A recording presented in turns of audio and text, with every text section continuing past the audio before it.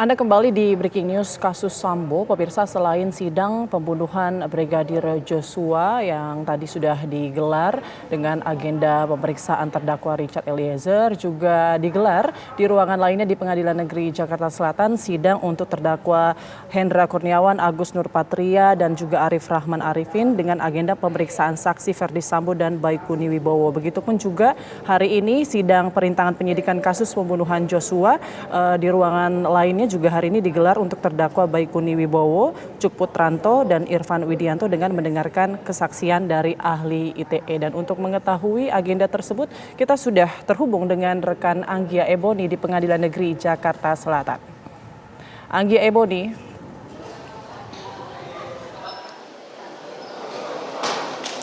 Iya, selamat siang. Untuk sidang hari ini di Pengadilan Negeri Jakarta Selatan digelar untuk dua kasus, yakni yang pertama untuk kasus pembunuhan Brigadir Joshua dengan terdakwa Richard Eliezer. Sidang sudah selesai. Agendanya tadi adalah mendengarkan keterangan dari terdakwa. Nah, tadi selama persidangan tidak ada fakta baru yang diungkap karena memang ini hanya mengonfirmasi. Jadi ada beberapa pertanyaan yang kembali dilontarkan majelis hakim dan juga jaksa penuntut umum kepada terdakwa Richard Eliezer. Dan ini adalah pertanyaan-pertanyaan yang sebelumnya juga memang sudah ditanyakan dan sudah diungkap di rangkaian persidangan yang sudah digelar sejak pertengahan Oktober lalu.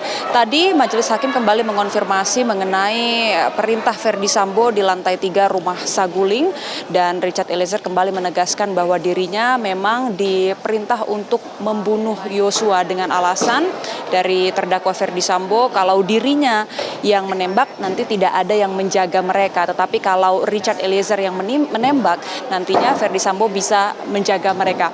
Nah, selain itu juga Richard kembali menegaskan bahwa dirinya ketika bertemu dengan Ferdy Sambo di lantai 3 rumah Saguling, di situ ada Putri Chandrawati, istri Ferdy Sambo yang menyusul, dan di situ juga sempat ada perbincangan ataupun pembicaraan dengan suara yang kecil tetapi masih terdengar oleh Richard antara PC dan FS. PC menanyakan soal CCTV dan juga sarung tangan. Nah, mengenai sarung tangan ini kembali ditegaskan oleh Richard Eliezer bahwa dirinya memang melihat Ferdy Sambo ketika penembakan terjadi di rumah Duren 3. Ferdy Sambo nampak mengenakan sarung tangan berwarna hitam. Bahkan tadi jaksa penuntut umum pun kembali mengonfirmasi dengan menunjukkan sebuah masker dan memastikan kepada terdakwa Richard apakah yang dia lihat adalah sarung tangan atau masker. Tetapi Richard Eliezer memastikan bahwa yang dirinya lihat adalah sarung tangan hitam yang digunakan oleh terdakwa Ferdy Sambo ketika pembunuhan. Selain itu, Richard Eliezer juga tadi menyampaikan bahwa menurut dirinya seharusnya kalau melihat jarak antara para terdakwa, posisi terdakwa di rumah Duren 3 ketika pembunuhan terhadap Joshua terjadi, seharusnya terdakwa Ricky Rizal dan Kuat Ma'ruf juga melihat Ferdy Sambo saat itu ikut menembak Joshua. Namun kita tahu di persidangan sebelumnya terdakwa Ricky Rizal dan Kuat Ma'ruf ini mengaku tidak melihat Ferdy Sambo menembak almarhum Joshua. Tapi tadi ditanyakan juga oleh majelis hakim apakah sekiranya Richard ini melihat Ricky Rizal ataupun Kuat Ma'ruf membuang pandangannya. Richard tidak mengetahui, tetapi ia hanya mempertimbangkan kalau dari segi jarak seharusnya Ricky Rizal dan Kuat Ma'ruf bisa melihat penembakan itu. Selain itu tadi yang menarik yang kami simak, Richard Eliezer sempat ditanya oleh majelis hakim dan jaksa penuntut umum apakah dirinya mengakui perbuatannya dan menyesal.